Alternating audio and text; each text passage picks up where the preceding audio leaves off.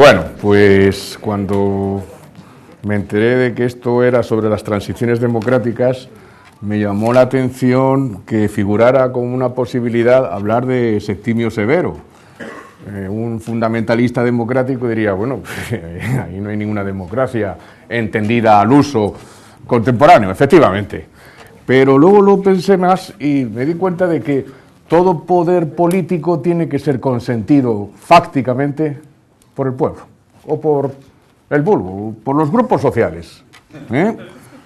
Entonces, en el fondo hay un vector ascendente siempre en toda consideración política, por lo tanto, en un sentido amplio, podríamos decir que todo sistema político es democrático. Y además, si nos acordamos de lo que dice Spinoza, de que nadie gobierna solo, sino que siempre hay un grupo que está gobernando sobre el resto de la sociedad y de que el autogobierno de la sociedad es utópico, por imposible, bueno, pues esto podría encajar. Siempre y cuando sepamos que, claro, que esto el Imperio Romano no era un Estado democrático con elecciones. Bueno, había incluso los comicios centuriados ya ni se hacían, ¿no? El cónsul lo nombraba al emperador y dice, bueno, era como una especie de premio o una especie de promoción en la carrera política de la clase política. Era una especie de selección interna ejercida por el princeps dentro de la clase política romana, ¿no? Y entonces, bueno, respecto a la transición, bueno, pues una transición es un cambio, en este caso es un cambio político, la transformación en principio de un Estado o sociedad política que tiene como resultado la constitución de un Estado democrático. Pero también podría haber transiciones dentro de un Estado democrático a otro Estado democrático, una república presidencialista, una república parlamentaria, una república convencional, o bueno, podríamos hacer una serie de combinaciones, o sea que ahí se podría también entender. Y como hemos dicho que todo Estado en el fondo es democrático porque tiene que contar de alguna manera con la aprobación del populus, entonces el caso del Septimio Severo, o la crisis del año 193-197, podemos decir que es una transición democrática de lo que muchos historiadores llaman del imperio liberal al imperio autoritario, que bueno, todo esto son convenciones, porque también tan autoritario supongo que sería en la época de Augusto como en la época de Septimio Severo, hubo unos cambios. Entonces, ya Aristóteles distinguía entre cambio sustancial y cambio accidental, al final distinguía 4, Teofrasto pensó que era 1 por categoría, pero bueno, Aristóteles dice que hay cambios accidentales y cambios sustanciales. Los cambios sustanciales son la corrupción y el nacimiento, y los cambios accidentales, bueno, cualitativo, cuantitativo y espacial. Y bueno, podríamos también hablar de transiciones según las capas del cuerpo político, podríamos también cruzarlo y bueno, en principio vamos a hablar de lo que pasó en aquellos momentos, ¿no? El Imperio Romano siguió durando otros 400 años más después de la muerte de Septimio Severo. Evidentemente, desde el año menos 27 hasta el año 476, podemos establecer transiciones. Bueno, de hecho, todo Estado está transitando constantemente, ¿no? Nuestras vidas son los ríos que van a dar en la mar, que es el morir, ¿no? Bueno, pues entonces, bueno, pues voy a decir una serie de cosas. Supongo que mucha gente ha leído historiografía, por lo tanto, yo modestamente voy a intentar decir algunos datos. El 31 de diciembre del año 192 es asesinado mediante estrangulación el emperador Cómodo. Un atleta lo estranguló. Y, bueno, pues no sé si el día siguiente o unos días después, bueno, sí, Pertinax, cuyo nombre significa tacaño en latín, ahí viene lo de Franco, la pertinaxequía, porque era muy tacaña, ¿no? Claro. Entonces, bueno, es nombrado Pertinax, ya tenía una abundante carrera política, tenía 66 años, y bueno, pues era el prefecto de Roma, el prefectus, y es nombrado emperador. Su reinado dura del 1 de enero de 193 al 28 de marzo del 193. él intentó poner un poco de orden en las finanzas, porque es que era tacaño, y quería restablecer la disciplina militar. Pero ya los soldados de Roma, la guarnición pretoriana, conscientes de su poder, pues claro, querían ganar más dinero y, vamos, él no quería pagar y se enfadaron y hubo un encuentro ahí, bueno, vino uno y esta es la voluntad de los soldados, y se lo cargó. En fin, entonces, a continuación llegó el momento de la subasta del imperio. Los pretorianos decidieron ofrecer el trono al que pagara más. Entonces, una especie de puja, vamos a ver, 300 pretorianos se dirigieron al Palacio Imperial, donde encontraron el apoyo del personal de servicio, ¿no? Y entonces ahí, bueno, Pertinax, como he dicho antes, había intentado aplacar a los pretorianos y, bueno, según Dion Casio, en el asesinato del emperador Pertinax participaron los dos aspirantes a sucederle en el poder imperial, Didio Juliano, representante de la tendencia filocomodiana, y Flavio Sulpiciano, su suegro, partidario de la continuidad de la política comenzada por Pertinax. A continuación se puso en subasta, Didio Juliano prometió 250.000 sestercios, después entregó 30.000 a cada soldado, esto es mucho dinero, ¿no? Porque había 5.000 o 6.000, o sea que pagar a cada uno 30.000 sestercios, y Flavio Sulpiciano solo ofreció 20.000 por cabeza, entonces se llevó el trono Didio Juliano. Como dijo Herodiano, fue la primera vez que se corrompieron las costumbres de los soldados, que se habituaron a un insaciable y torpe deseo de riqueza y perdieron todo respeto a la autoridad imperial. Didio Juliano tenía 60 años y reinó hasta el 1 de junio de 193, muriendo también asesinado. El mismo día del asesinato de Pertinax, los pretorianos proclamaron entonces emperador a Didio Juliano. En el año 193 se abre la veda por la lucha por el poder en el Imperio Romano, Pertinax, Didio Juliano, Septimio Severo, Pestenio Níger y Clodio Albino. 4 años de guerra civil tuvieron que ser necesarios para que emergiera vencedor Septimio Severo, que haría de Roma un estado más militarizado y más orientalizado, en el que el poder imperial se hizo más absoluto aún.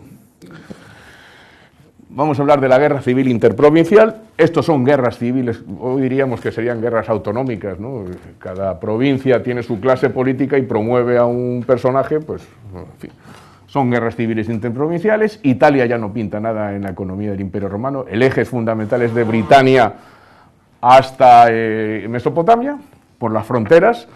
Y vamos a ver entonces qué es lo que pasa. Septimio Severo es el primer emperador africano, pero africano de origen púnico. Él era un gran admirador de Aníbal, restauró en Prusas, en Bitinia, el monumento funerario a Aníbal, y es el símbolo de cómo el Imperio Romano es un imperio generador. La hermana de Septimio Severo no sabía latín, él estaba un poco avergonzado, era una mujer autonómica, vamos, dialectal, ¿no? Una desgraciada. Y él, claro, él sí sabía latín, tenía un acento como, no sé, como Rajoy, cuando decía Lucius Septimius Severus, sí, algo así. Bueno, pues las legiones de Pannonia Inferior, que es lo que más es en Hungría, lo que más cerca pilla de Italia, se sublevan, le proclaman el 9 de abril a Lucio Septimio Severo emperador en Carnuntum. Se sumaron al pronunciamiento 15 legiones en total de Mesia, Nórico, Retia, Dacia y Germania, o sea que tenía prácticamente la zona controlada de Europa. Las legiones de Siria, sin embargo, aclaman emperador en Antioquía al legado Pestenio Níger. Este tenía a sus órdenes 3 legiones e inmediatamente recibió la adhesión de las tropas de Palestina, Capadocia, Arabia y Egipto, es decir, de 6 legiones. Níger dominaba Oriente. El legado de Britania, Clodio Albino, tampoco se cortó nada y también decidió entrar ahí, en la lucha. Era también africano, originario de Adrumetum. Entonces Severo llega a un acuerdo con Clodio y dice, bueno, tú vas a ser el César y yo el Augusto. Entonces, por el momento queda la cosa pacificada. y entonces Pescenio, vamos a ver, Severo va a Italia a hacerse con el control, porque aunque Italia no pinta nada, el centro sigue siendo todavía Roma. Y bueno, tarda, bueno, en junio, el 9 de junio del 193, entra en Roma. Es lo que se llamó entonces, esto lo ponían en las monedas, Felicissima Expeditio Urbica. Es que le salió bien, llegó allí y bueno. Desarmó los pretorianos y los despidió. Su ejército provincial sería su guardia personal. Se quedó en Roma un mes. En julio salió de Roma para Oriente, decidido a poner fin a la sedición de Pescenio Níger. Severo le infligió a Pescenio Níger 2 derrotas seguidas, en Cícico, frente a Emiliano, que fue vencido y muerto, y en Cos Nicea, hacia mitad de enero de 194, frente a Níger, que hubo de abandonar Bitinia y retirarse a Antioquía. En la primavera del 194 obtuvo una nueva victoria en Isos. Pescenio Níger huyó hacia el Éufrates en busca de asilo entre los partos. Al final de una corta campaña, Níger fue muerto en noviembre del año 194. Su cabeza es enviada a los que estaban en Bizancio todavía para animarles a disuadirles, claro. En 15 meses, Septimio Severo había restaurado la unidad del Imperio Romano. Claro, ¿por qué es lo que pasó? Bueno, se pasa ahí un tiempo conquistando un par de provincias en Mesopotamia, que las añadió al Imperio Romano, y bueno, pues las discrepancias con Clodio Albino van aumentando porque, bueno, a este hombre, a Severo, le da por poner a su hijito como heredero, y entonces el otro ya empieza a distanciarse, y bueno, al final consigue que lo nombren Publicus Hostis, o sea, que hay que ir por él, que hay que eliminarlo. El Senado lo nombra, ¿no? Lo nombra eso. Clodio Albino, que había sido nombrado César por Septimio Severo el 15 de diciembre del año 195, lo declaró enemigo público, hostis publicus, y se dirigió contra él. Clodio Albino fue proclamado Augusto por las legiones de Britania, a lo que replicó Severo designando el 6 de abril del 196 a Caracalda, bueno, se llamaba Antonino, como César. La decisión tenía importancia porque fundaba la nueva dinastía, la de los Severos. Albino pasó a la Galia y sublevó a las provincias, instaló su cuartel general en Lugdunum, en León, y logró la adhesión del legado de Hispania, Citerior. Tras una estancia de Septimio Severo en Roma, en la segunda mitad del 196, Severo lanzó un gran ejército de 200.000 hombres contra Albino. Lanzó a sus legiones hacia León por el valle del Saona. En un primer encuentro en Turnus le resultó favorable y el 19 de febrero del 197, tras una sangrienta batalla en las cercanías de León, Albino, vencido, se suicidó. También le cortó la cabeza, parece ser. Bueno. Hubo una represión muy dura, León fue incendiada, la familia de Albino muerta, sus partidarios ejecutados, sus bienes confiscados, 64 senadores fueron entregados a la justicia, 29 condenados a muerte. Las relaciones con el Senado quedarían marcadas ya para siempre. Ya el Senado empieza a quedar como una figura decorativa, bueno, una especie de asamblea como las Cortes franquistas, más o menos, pues para que discutan ahí cosas, ¿no? En fin. Como el Consejo Nacional del Movimiento, donde Franco era el aconsejado, pero no, era simplemente para que escucharan a Franco. Se reunía una vez al año, ¿no? Bueno, pues ya Septimio Severo es el emperador, ya indiscutible, ya no hay nadie que le tosa, nadie se opone, y esta crisis política tiene unas consecuencias, ya a partir de ahora van a ser así. El ejército se convierte en el actor principal del Imperio Romano, que yo también discrepo porque ya desde la época de Cayo Mario el ejército en Roma es la principal fuerza política, pero bueno, como los historiadores dicen eso, pues bueno, el ejército, pues, ahora el ejército es un poquito más, hay que establecer varios escalafones, ¿no? Entre el ejército en la época de Cayo Mario y el ejército en la época... Oye, el ejército aquí ahora se hace muy indisciplinado porque se acostumbra a pedir más reivindicaciones salariales y laborales. Septimio Severo les sube el sueldo, tiene que depreciar las monedas y falsificarlas para que... Es como lo de ahora, ¿no? Se falsifica el dinero y vamos a ver, se fabrica mucho dinero el Banco de la Unión Europea y bueno, pues algo así, ¿no? Se produce una inflación constante a partir de este momento. La moneda romana empieza a perder valor porque la cantidad de plata metida en las monedas se degrada constantemente. Las subidas salariales son impresionantes y el ejército se hace también indisciplinado. La frase que se le atribuye a Septimio Severo ha pasado a la historia. Permaneced unidos, dadles dinero a los soldados y menospreciad a todos los demás. Esto se lo da a sus hijos Geta y Caracalla. Pues ya esto culmina cuando Alejandro Severo, en el año 235, es eliminado por el ejército y nombran a un señor muy grande que mide 2,40 metros, o no sé, decían, eso lo he leído, ¿no? en lo de Homo, y que bebía 20 litros de vino al día. Yo no sé si se puede hacer eso, ¿no? Ni harto de vino, no me lo podría creer yo, pero vamos. Maximino Tracio, creo que medía 2,30 y, bueno, no sé cómo era, no sé de dónde era, no sé, era una cosa muy increíble, ¿no? Pero bueno. De cara a la URSS, a su aristocracia, a su administración, provincias y provinciales sabían que sus fuerzas podían imponerse. Esto ya es, con estos hechos, esto queda ya de manifiesto. Las nuevas capas sociales, o sea, el orden ecuestre, va a pasar a un primer plano y el orden senatorial va a empezar a quedar marginado crecientemente. Septimio Severo fue el primer emperador, como he dicho antes, auténticamente provincial, de África, de origen púnico. Trajano y sus sucesores procedentes de la élite colonial occidental no eran solo descendientes de colonos italianos, sino que además estaban totalmente asimilados a la sociedad metropolitana. Y habían nacido y se habían educado en Roma. Septimio Severo, en cambio, fue un producto de África y de una ciudad africana, Leptis Magna, donde el asentamiento de italianos había sido insólitamente escaso. Fue el primer emperador nacido y educado lejos de Roma, en Italia, en Tripolitania. Por eso fue un gran admirador de Aníbal y mandó restaurar, como he dicho antes, su tumba en Bitinia. Vamos a hablar un poco de algunas cosas que se hicieron. La política interior.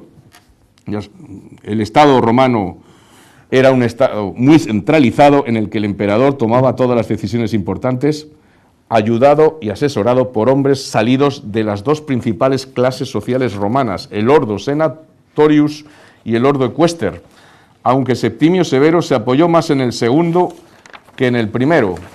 Como ejemplo de ello está el dato de que bajo el imperio de Septimio Severo se crearon 50 puestos de procuradores que fueron ocupados por los miembros del orden ecuestre. Senadores y caballeros ocupaban los puestos para los que eran designados o elegidos. El orden ecuestre comenzó a ser crecientemente preponderante dentro de la clase política del imperio. El más honorable de los cargos romanos, que era el de cónsul. Desde el año menos 27 los cónsules, a razón de 2 titulares por año, ya no se elegían en unas elecciones, eso ya se acabó. En los comicios centuriados, como he dicho antes, son directamente designados por el César, el Augusto. El cargo de cónsul es meramente honorífico. El papel de prefecto de pretorio, en cambio, va adquiriendo cada vez más relevancia jurídica. Bajo Septimio Severo se produce un aumento de la burocratización de la administración, aumentan en gran número las oficinas imperiales, las scrinae, y los empleados que en ellas trabajan, scrinarii, muchos de ellos ecuestres. En este sentido, en el año 197, por ejemplo, el servicio postal pasa a ser competencia del Estado. Hasta entonces era privado, entonces aquí se produce al revés, una estatalización, ¿no? Pasa a estar en manos del fisco. El papel del órgano, que desde el siglo II había sido la principal institución consultiva del emperador, el Consejo Imperial, Consilium Principis, que eran los colaboradores del emperador, el papel de esta institución se ve reforzada. Unas décadas después tiene lugar la decadencia de este organismo porque el emperador era cada vez menos un princeps y se estaba convirtiendo en un dominus, un señor. Se llegó a concentrar todos los poderes en las manos del emperador. Desde Septimio Severo se tiende a que la autoridad central sea la poseedora de todo el poder político, siendo al mismo tiempo el encargado de resolver todos los problemas. El Senado empieza, bueno, ya estaba perdiendo, ¿no? Pero cada vez la administración imperial está interviniendo más en las provincias senatoriales y el Senado pues, no sirve ya, empieza a no servir para nada, ¿no? El emperador es muy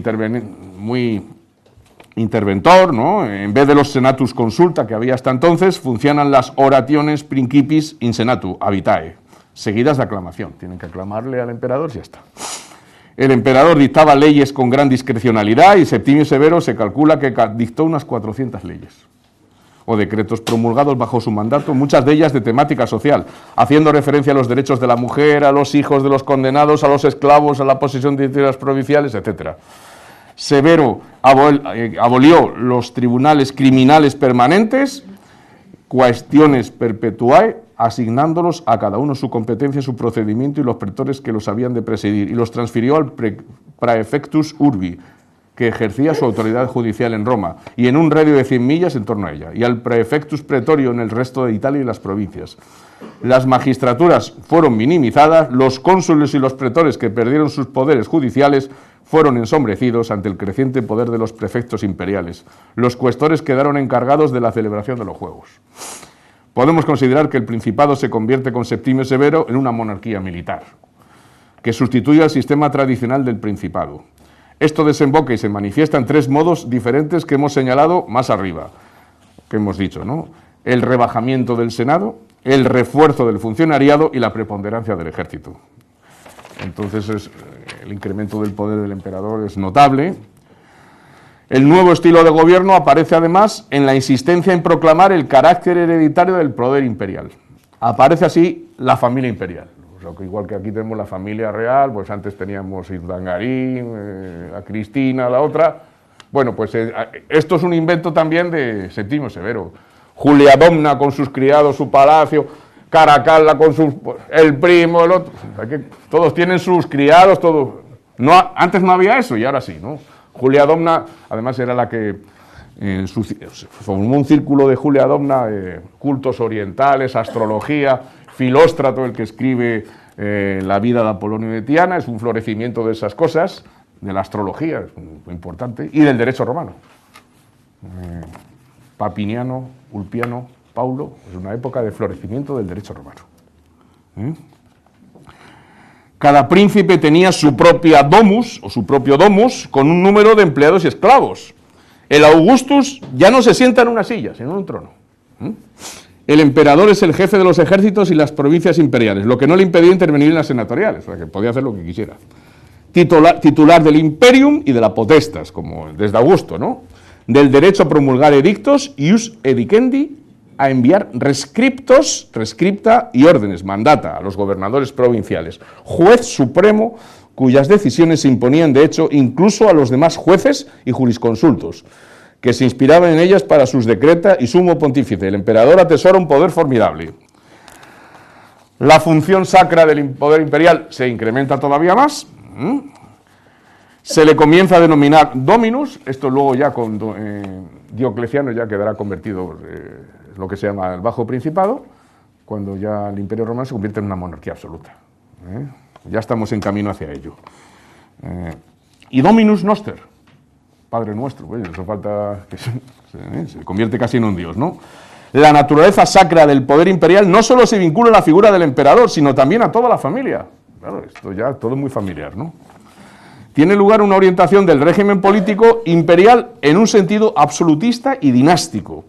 Es innegable que, aunque sin llegar a los niveles de los años posteriores, el reinado de Septimio Severo constituyó un cualitativo avance en el proceso de militarización del Imperio Romano, acentuándose la importancia del ejército y de lo militar. La consecución de muchas reivindicaciones por parte de los soldados hizo pensar a las tropas que tenían derecho a todo lo que se les antojara, lo cual provocó cada vez más actos de indisciplina. Este es el problema, ¿no? El reinado de Septimio Severo fue también una gran época para los equites, como hemos dicho antes. El número e importancia de los equites, los caballeros, se multiplicó en el ejército. Los equites llegaron a mandar legiones, lo que antes les estaba prohibido, y a ostentar el gobierno de provincias con guarnición legionaria, como la de Mesopotamia.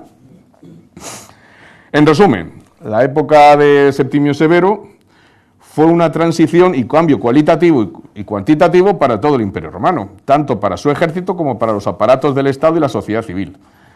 En lo que se refiere al ejército, pues unos años después, a partir del año 235 hasta el año 284, se produce lo que se llama la anarquía militar, donde había 6 o 7 emperadores simultáneos según la región de la que se tratara, ¿no? Y bueno, vamos a hablar ya finalmente de lo que es el creciente intervencionismo del Estado y la política social. La intervención del Estado en la economía se incrementa. En el terreno agrícola fue más bien conservador, manteniéndose en general la tónica de los antoninos, pero en el artesanado y en el comercio el intervencionismo es cada vez más agobiante. se favorecen lo que se llama los colegia, las cofradías, los colegios profesionales, como afiliación obligatoria prácticamente ya, ¿no?